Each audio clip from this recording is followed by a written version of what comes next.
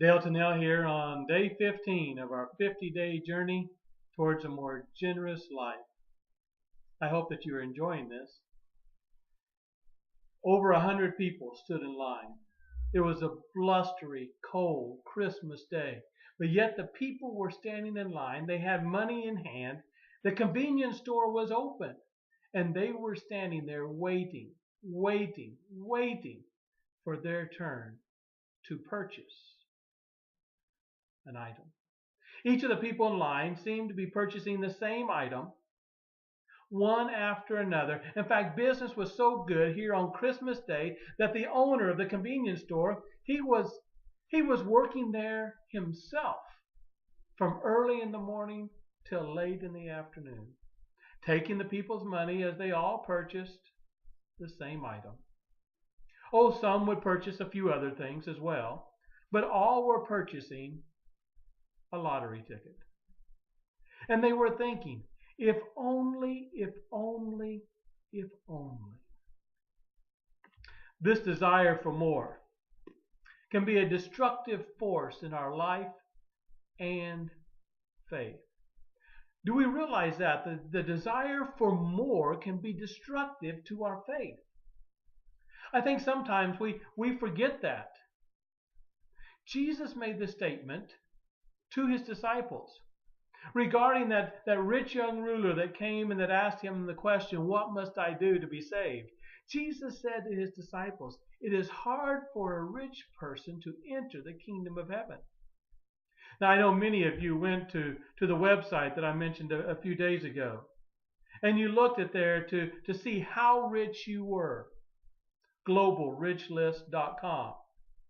And you checked it out to see how far up the scale and after you checked it out, how far up the scale are you? Would you be considered rich to 75% of the people in the world? Would you be considered rich to 80% of people in the world? This desire, if only I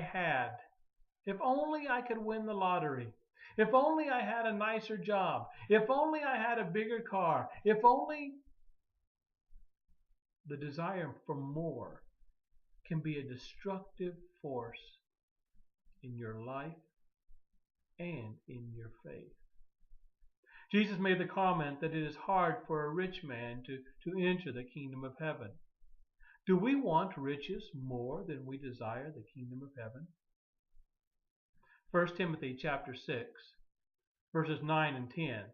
Remember, Timothy is that book that Paul is instructing the young pastor Timothy how to encourage the people of the faith. 1 Timothy 6, 9 and 10. People who want to get rich fall into temptation and a trap and into many foolish and harmful desires that plunge men into ruin and destruction. Have you seen a person plunged into ruin and destruction because of the desire for more? It goes on and says, the love of money is the root of all kinds of evil.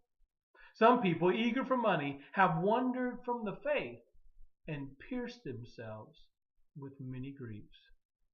My friend, don't let the love of money, the desire for more, cause you to wander from the faith.